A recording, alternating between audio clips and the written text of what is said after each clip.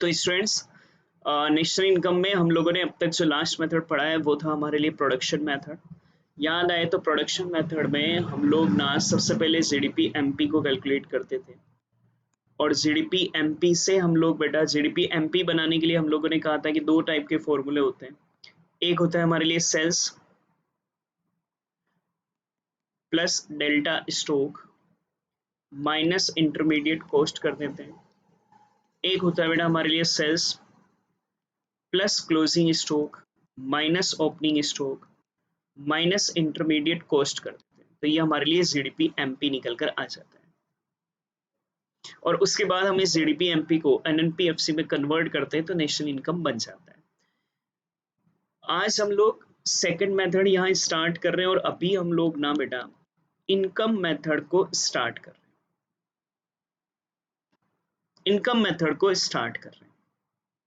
अच्छा, एक चीज आपने अगर याद आए तो जो जीडीपी एमपी हमारे लिए निकल कर आता था उस जीडीपी एमपी को एनएनपीएफसी में कन्वर्ट करने के लिए ग्रोथ से नेट बनाने के लिए हम लोग माइनस करते थे बेटा डेप्रिसिएशन को। तो जब मुझे ग्रोथ से नेट बनाना होता था तो डेप्रिसिएशन को हम लोग लेस करते थे।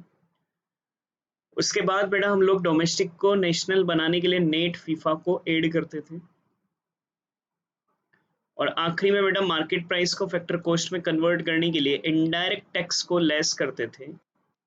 इनडायरेक्ट टैक्स को लेस करते थे और सब्सिडी को बेटा हम लोग यहाँ पर ऐड करते थे।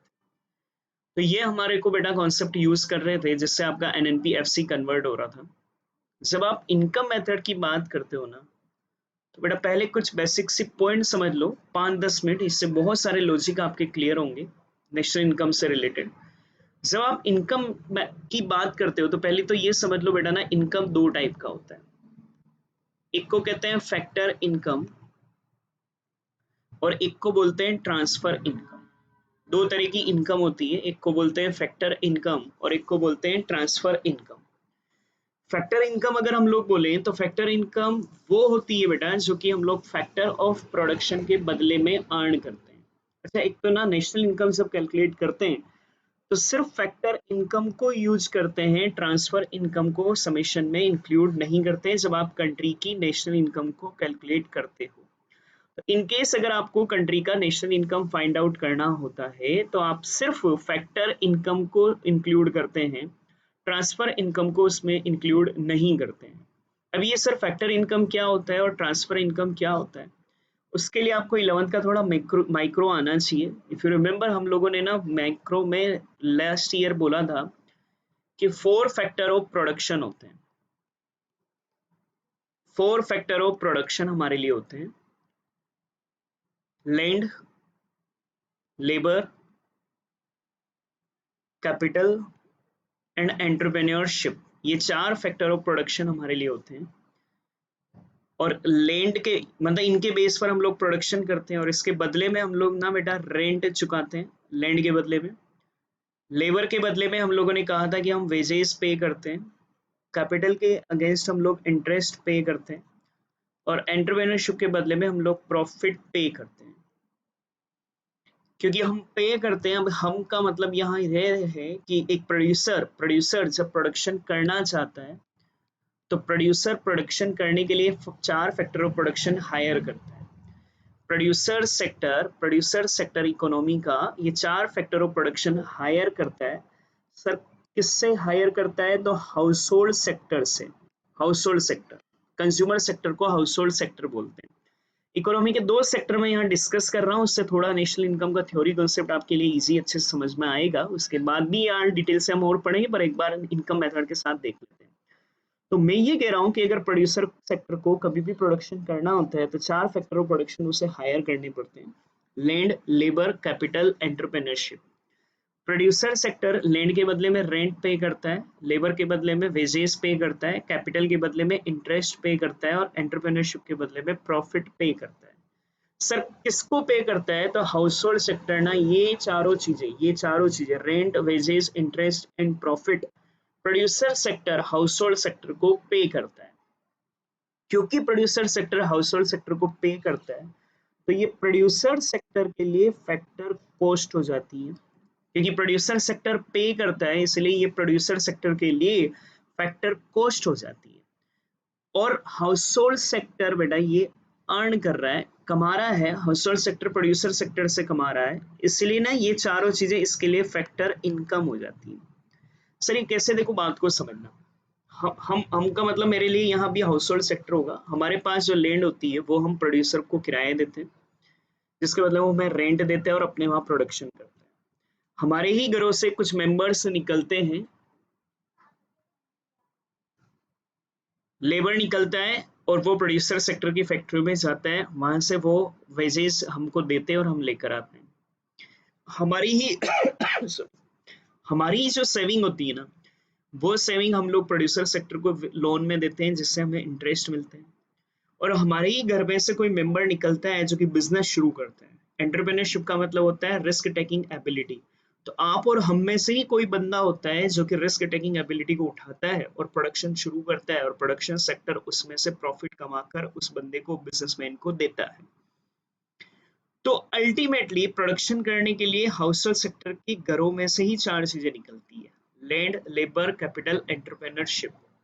और ये हम लोग दे देते हैं प्रोड्यूसर सेक्टर को, और प्रोड्यूसर सेक्टर इनके बदले में हम लोगों को rent, wages, interest and profit कमा कर देता है। जब प्रोड्यूसर सेक्टर ये पे करता है तो प्रोड्यूसर सेक्टर के लिए फैक्टर कॉस्ट है, और हाउस होल्ड सेक्टर क्योंकि ये अर्न करता है इसलिए ये इसके लिए फैक्टर इनकम है।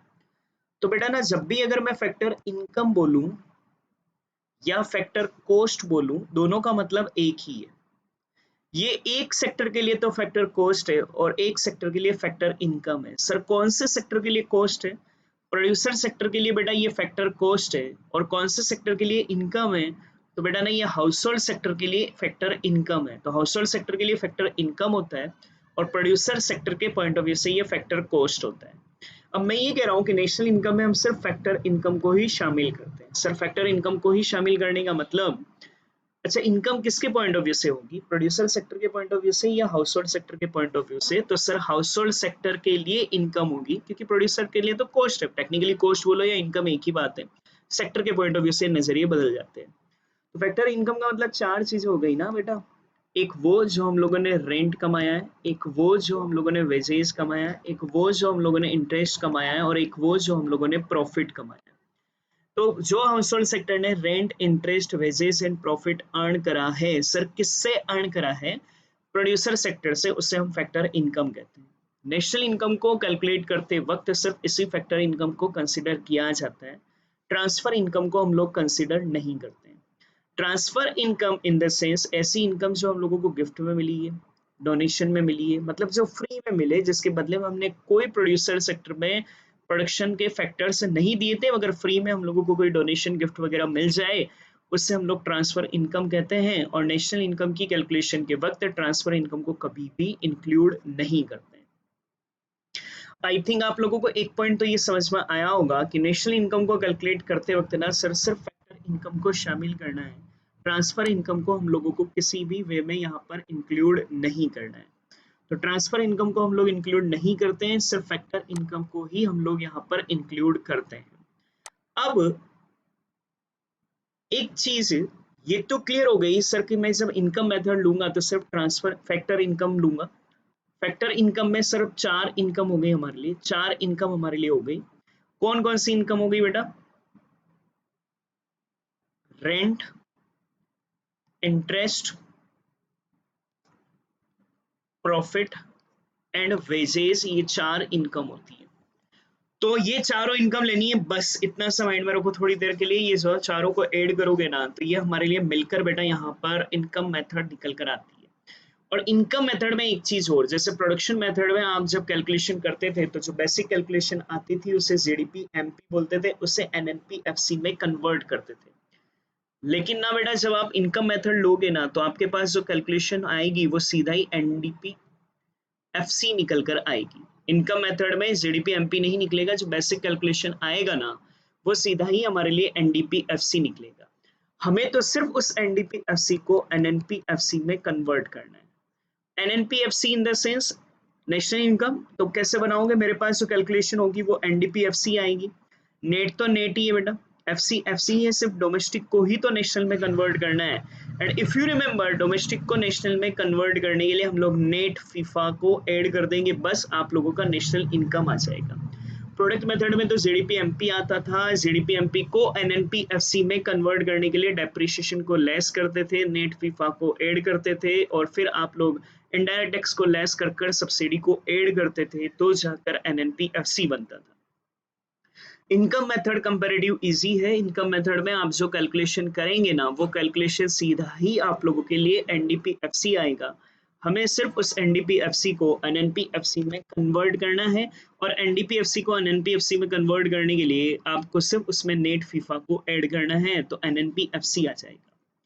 अब इनकम मेथड में 4 इनकम लेते हैं, wages, rent, interest and profit को। ये फैक्टर इनकम है। अब तक समझ में आ रहा होगा सारा अच्छे से। प्लीज लाइक जरूर करें, कमेंट करें कि कितना कैसे समझ में आ रहा है। पूरा वीडियो देखें, बहुत सारे कॉन्सेप्ट क्लियर होंगे, बहुत सारे एडवांस लेवल पर आप सीख पाएंगे।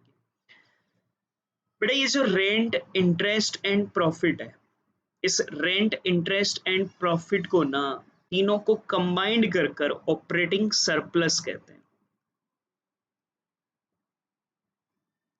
क्या बोलते हैं हम लोग? ऑपरेटिंग सरप्लस बोलते हैं। और जो वेजेस चुकाया जाता है ना, उसे कंपनसेशन ऑफ एम्प्लॉय बोला जाता है।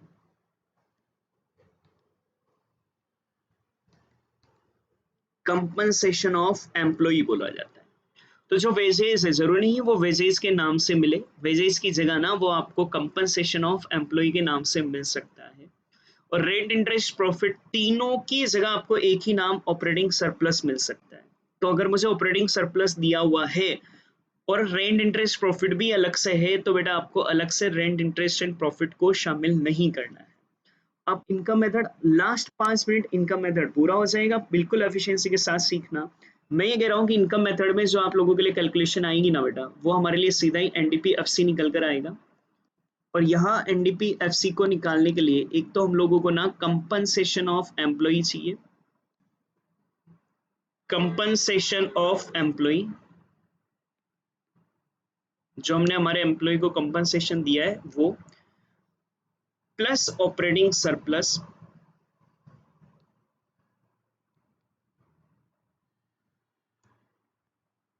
ये तो आपकी नेशनल फैक्टर इनकम्स बेटा जुड़कर आ गई। बट इसमें एक इनकम और ऐड करेंगे जिसको कहते हैं मिक्स्ड इनकम। मिक्स्ड इनकम का मतलब होता है, देखो ये compensation of employee, operating surplus तो हम लोग प्रोड्यूसर सेक्टर से कमाते हैं, बट ऐसा भी तो हो सकता है ना कि हम लोग कहीं सर्विस नहीं कर रहे हैं, हम हमारे खुद का बिजनेस ही कर रहे हैं और उससे हम लोग कोई इनकम अर्न करते हैं ना, तो उससे कहा जाता है सेल्फ एम्प्लॉयड इनकम। तो देखो दोनों तरह की इनकम आ गई ना। हमने अगर कहीं और काम कर रहे हैं तो ये इनकम्स आ गई, और हम खुद ही कोई बिजनेस कर रहे हैं तो वो सेल्फ एम्प्लॉयड इनकम आ जाएगी। तो देखो पहला लॉजिक ये याद रखें, इनकम मेथड में जो निकलेगा वो एनडीपीएफसी निकलेगा। एनडीपीएफसी के लिए 3 चीजें चाहिए, compensation of employee, operating surplus and mixed income. But ना कंपनसेशन ऑफ एम्प्लॉय में 4 चीजें इंक्लूड होती। इनकेस अगर क्वेश्चन में कंपनसेशन ऑफ एम्प्लॉय नहीं दे रखा है तो आप ना 4 चीजों को इंक्लूड करोगे। एक, wages and salary in cash, एक वो जो वेजेस एंड सैलरी आपको कैश के रूप में मिली है। एक wages and salary in kinds, in kinds का मतलब जो आप लोगों को ना प्रोडक्ट के रूप में मिल गई है। मान लीजिए मेरा एम्प्लॉय मेरे को 10,000 बेटा पर मंथ देता है, इस महीने उसने मेरे को 8,000 ही कैश दिया और 2,000 का मान लीजिए कोई भी शर्ट दे दिया, उसका क्लोथ का बिजनेस है तो मैंने उससे शर्ट ले लिया। तो मेरे लिए दोनों इंक्लूड होगा, wages and salary in cash भी आएगा और wages and salary in kind भी आएगा। अगला बहुत इंपॉर्टेंट है, मिस मत कर जाना, social security contribution, social security contribution by employer.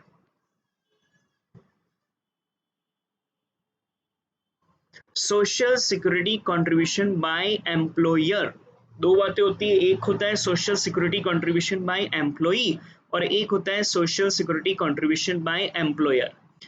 National income में social security contribution by employer को तो लेते हैं, लेकिन social security contribution by employee को कभी भी इंक्लूड नहीं करते।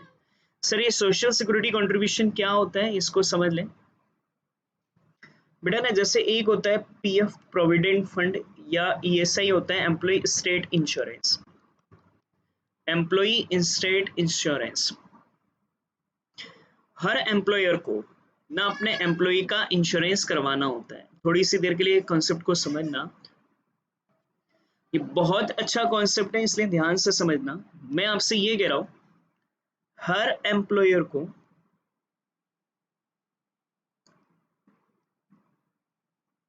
अपने अपने एम्प्लॉय का इंश्योरेंस करवाना होता है।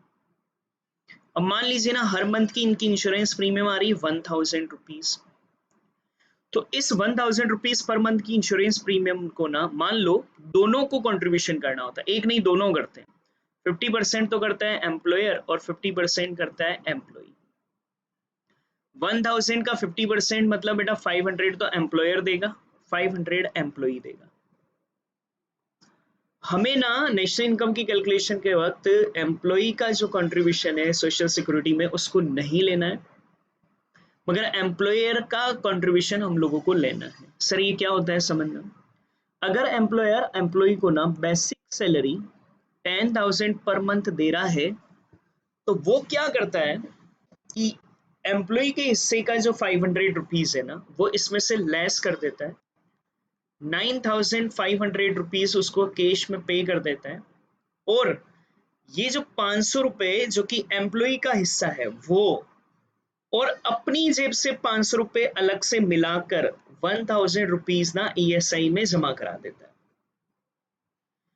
टेक्निकली अगर आप देखोगे ना तो एम्प्लॉयर एम्प्लॉय को अपनी तरफ से 10,500 रुपए बेटा पे कर रहा है।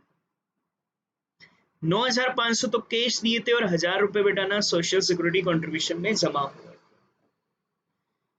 इसमें ना आपको यहाँ पर क्वेश्चन में जो ये 10,000 सैलरी होती है क्योंकि इस वजह से ना बेटा आप लोगों को सिर्फ एम्प्लॉयर का हिस्सा ही ऐड करना है, एम्प्लॉय का हिस्सा ऐड नहीं करना है, क्योंकि एम्प्लॉय का जो हिस्सा पे होता है वो तो बेसिक सैलरी में से ही डिडक्ट कर कर पे किया जाता है, इसलिए आपकी वो तो डबल काउंटिंग हो जाएगी, सैलरी में बार बार वो ऐड हो जाएगा।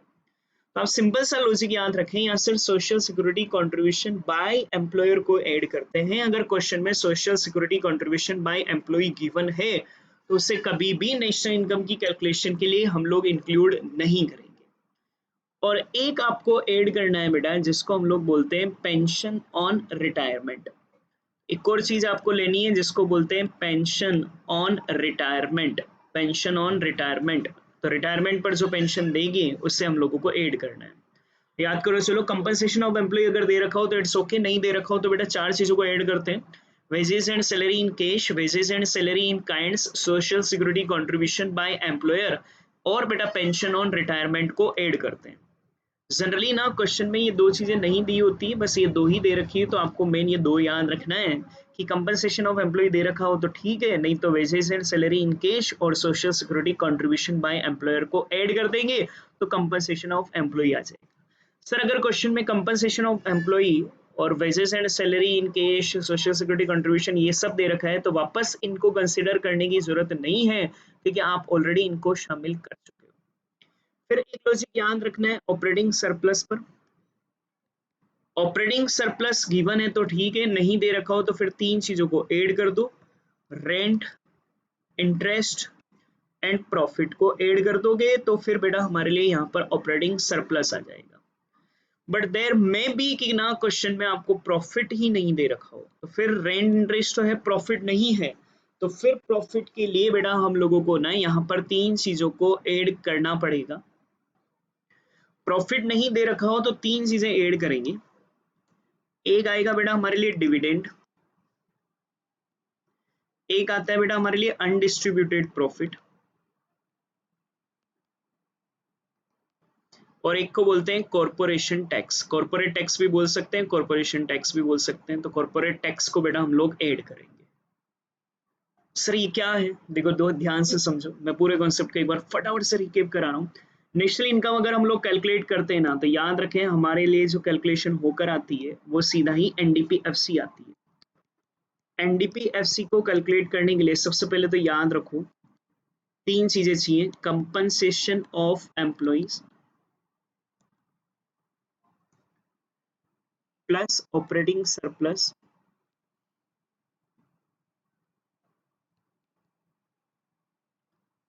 Plus mixed income. Mixed income जो हमने सेल्फ कमाई है, मिक्स्ड इनकम को हम लोग सेल्फ एम्प्लॉयड इनकम कहते हैं। इस पर तो और कोई लॉजिक नहीं है, लेकिन ऑपरेटिंग कंपनसेशन ऑफ एम्प्लॉय में ध्यान रखना है, मिल जाए तो ओके, नहीं मिले तो चार चीजें, wages and salary in cash, wages and salary in kinds,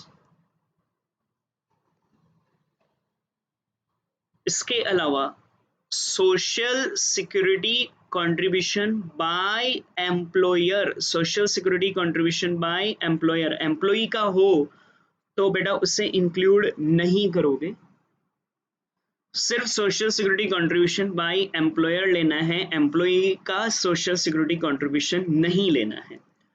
और प्लस ऐड करोगे pension on retirement. But generally question में ये दो नहीं होते हैं, बस इन दोनों को ऐड करना है। अब ऑपरेटिंग सरप्लस मिल जाए तो ठीक है बेटा, नहीं मिले ना तो तीन चीजों को ऐड करना है, रेंट, इंटरेस्ट एंड प्रॉफिट को ऐड कर देंगे। और अगर प्रॉफिट भी ना मिले तो प्रॉफिट की जगह फिर तीन चीजें मिल सकती है, मिल रहा है तो फिर बाकी उन तीन को कंसिडर नहीं करोगे, नहीं मिल रहा है तो फिर प्रॉफिट की जगह उन तीन को कंसिडर करोगे, dividend, undistributed profit. Undistributed profit को ना रिटेन्ड अर्निंग भी बोलते हैं।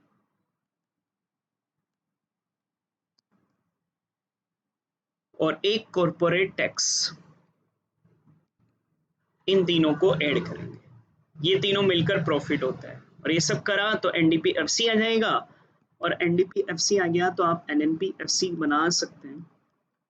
एनडीपीएफसी से देखो, एन तो एन ही, नेशनल इनकम एनएनपीएफसी को बोलते हैं, एन तो एन ही है, एफसी एफसी है, सिर्फ डोमेस्टिक को नेशनल में बदलना है। तो डोमेस्टिक को नेशनल में बदलने के लिए हम लोगों ने पढ़ा है कि नेट फीफा को ऐड करते हैं।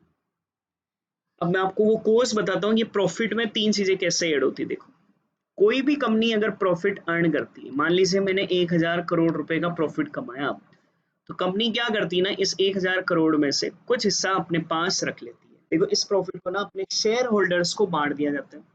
आप अकाउंटिंग में डिटेल से इनको पढ़ेंगे, कंपनी के जो भी शेयर होल्डर्स होते हैं ना, वो कंपनी के ओनर है और उनको प्रॉफिट बांट दिया जाता है। और शेयर होल्डर्स को जो प्रॉफिट दिया जाता है उसे डिविडेंड कहते हैं। तो शेयर होल्डर्स को बांटा जाता है, उसे डिविडेंड कहते हैं। मान लीजिए इन्होंने ना 800 करोड़ का डिविडेंड डिस्ट्रीब्यूट किया। जितना आप डिविडेंड डिस्ट्रीब्यूट करते हो ना, उस पर तुम्हें टैक्स चुकाना पड़ता है, जिससे कॉर्पोरेट टैक्स कहते हैं। मान लीजिए 50 करोड़ का टैक्स चुकाया, और बाकी का कुछ पैसा हम अपने पास रखते हैं, सारा पैसा डिविडेंड के रूप में नहीं देते हैं, कुछ प्रॉफिट अपने पास रोक कर रखते हैं फ्यूचर के रिजर्व के लिए। कभी कोई कंटीजेंसी आ जाए तो हमारे लिए वो पैसा यूज आएगा। उससे 150 को हम लोग यहाँ पर बेटा अनडिस्ट्रीब्यूटेड प्रॉफिट कह रहे हैं, जिसे हमने नहीं बांटा है, रिटेन्ड अर्निंग कह रहे हैं, इसे रिजर्व एंड सरप्लस भी बोल सकते हैं। तो ये 1000 के क्या हिस्से होते हैं, प्रॉफिट में से कुछ हिस्सा तो शेयर होल्डर्स को डिविडेंड में बढ़ता है, उस पर हमको कुछ टैक्स देना पड़ता है, और जो नहीं बांटते उससे हम लोग अनडिस्ट्रीब्यूटेड प्रॉफिट कहते हैं। तो अगर प्रॉफिट नहीं है तो तीनों को ऐड कर दो बेटा, ये हमारे लिए प्रॉफिट हो जाएगा। फाइनली फटाफट से रिव्यू, नेशनल इनकम निकालते वक्त इनकम मेथड में हमारे एनडीपीएफसी आते हैं। एनडीपीएफसी के लिए बेटा तीन चीजें चाहिए, compensation of employee, operating surplus plus mixed income. Mixed income self employed income को कहते हैं। कंपनसेशन ऑफ एम्प्लॉय दे रखा हो तो ठीक है, नहीं तो चार चीजों को ऐड करोगे। एक आएगा बेटा हमारे लिए यहाँ पर सबसे पहला wages and salary in cash, wages and salary in kind, social security contribution by employer, और प्लस करना है बेटा pension on retirement. Operating surplus दे रखा हो तो ओके, नहीं दे रखा हो तो तीन चीजों को ऐड करना, रेंट, इंटरेस्ट, प्रॉफिट। प्रॉफिट नहीं दे रखा हो तो तीन चीजों को ऐड करना, dividend, undistributed profit, corporate tax. Mixed income सिर्फ मिक्स्ड इनकम के नाम से ही होगा, ये एनडीपीएफसी आ जाएगा। इसमें नेट फीफा को ऐड कर देना, आप लोगों का नेशनल इनकम एनएनपीएफसी बन जाएगा। आई थिंक इनकम मेथड बिल्कुल माइंड में सेट हो जाना चाहिए। मैंने एक एक बारीक बारीक पॉइंट पूरे डिटेल से बता दिए हैं। कुछ क्वेश्चन हम लोग अभी प्रैक्टिस कर लेते हैं, कुछ होमवर्क देता हूँ, और फिर कल और कर इनकम मेथड को फिनिश करेंगे। आखिरी एक्सपेंडिचर मेथड और पढ़ेंगे, और फिर आप लोगों का बेटा ना चैप्टर फिनिश हो जाएगा। प्रैक्टिकल पॉइंट ऑफ व्यू से हमारा नेशनल इनकम का बहुत सारा कंटेंट कंप्लीट हो जाएगा।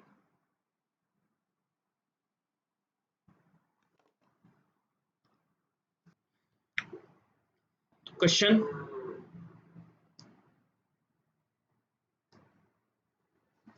तो बेटा ये तो आप लोगों का नोट्स इनकम मेथड का प्रॉपर नोटबुक बना लें, उसमें लिखते जाएं और क्वेश्चंस को भी उनमें करते जाएं।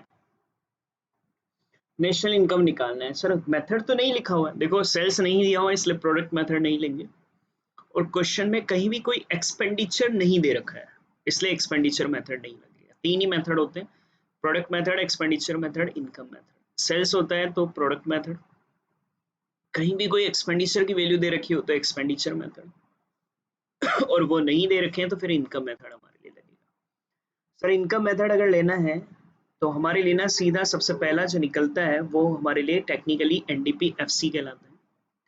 तो मेरे लिए ना एनडीपीएफसी पहले यहाँ पर निकलेगा, और सर मैं एनडीपीएफसी को निकालना चाहूँ तो एनडीपीएफसी के लिए सबसे पहले कुछ क्वेश्चन अपने आप से पूछते चलना है ना। मैं सबसे पहला एनडीपीएफसी बनाने के लिए कंपनसेशन ऑफ एम्प्लॉय लेता हूँ।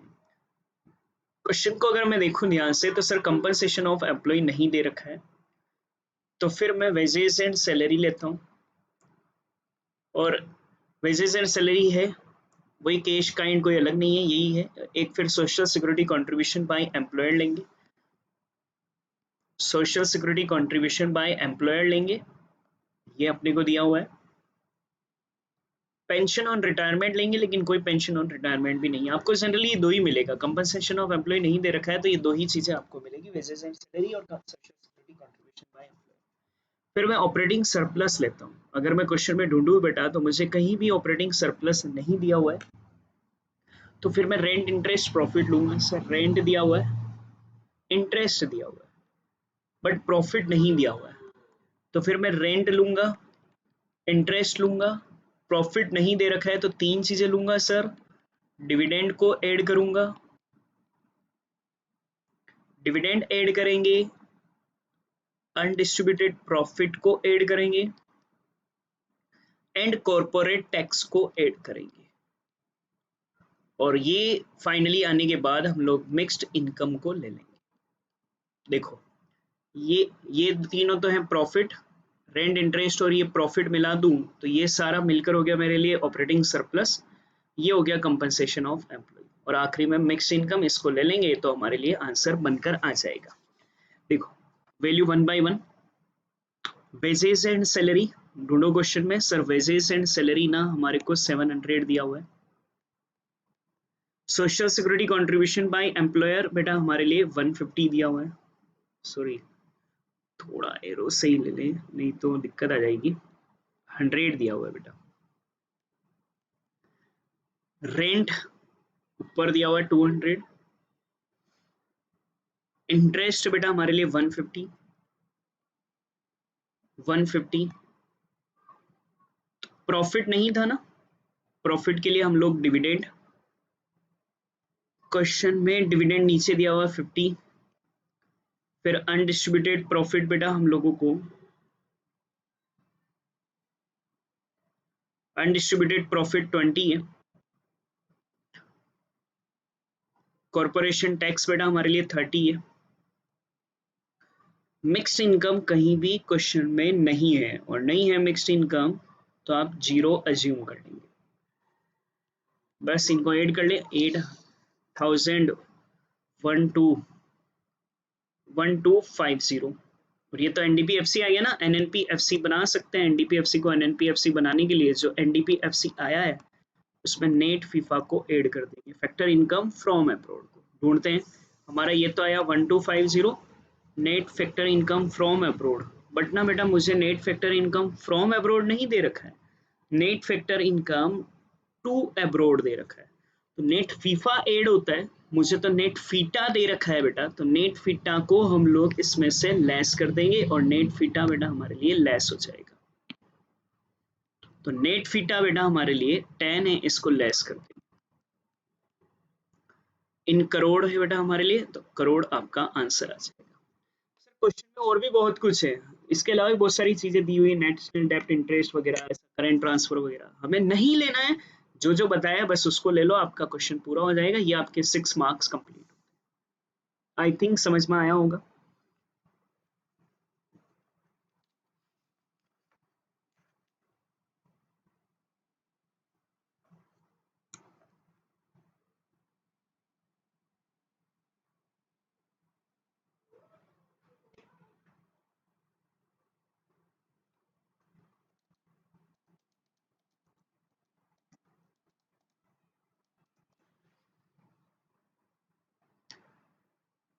तो यहाँ थोड़ा सा वैल्यू हम लोग चेक करेंगे, तो ये आपका आंसर 1720 होगा। नेक्स्ट क्वेश्चन, थर्ड क्वेश्चन हम लोग एक और ले लेते हैं और वो मैं आपको करा रहा हूँ, फिर कुछ क्वेश्चन आपको देता हूँ और फिर बाकी आप करेंगे। एनएनपी एमपी निकालना है, बट यहाँ जो निकल कर आता है वो बेटा हमारे लिए पहले एनडीपी एफसी आएगा, क्योंकि ना तो सेल्स है ना ही कोई एक्सपेंडिचर है, तो इनकम मेथड लगेगा। इनकम मेथड में सबसे पहले कंपनसेशन ऑफ एम्प्लॉय को लेते हैं, दे रखा है, प्लस ऑपरेटिंग सरप्लस लेते हैं, लेकिन वो नहीं गिवन है, तो फिर रेंट, इंटरेस्ट प्लस प्रॉफिट लेते हैं। प्रॉफिट भी नहीं है बेटा, तो फिर तीन चीजों को ऐड करोगे ना, डिविडेंड,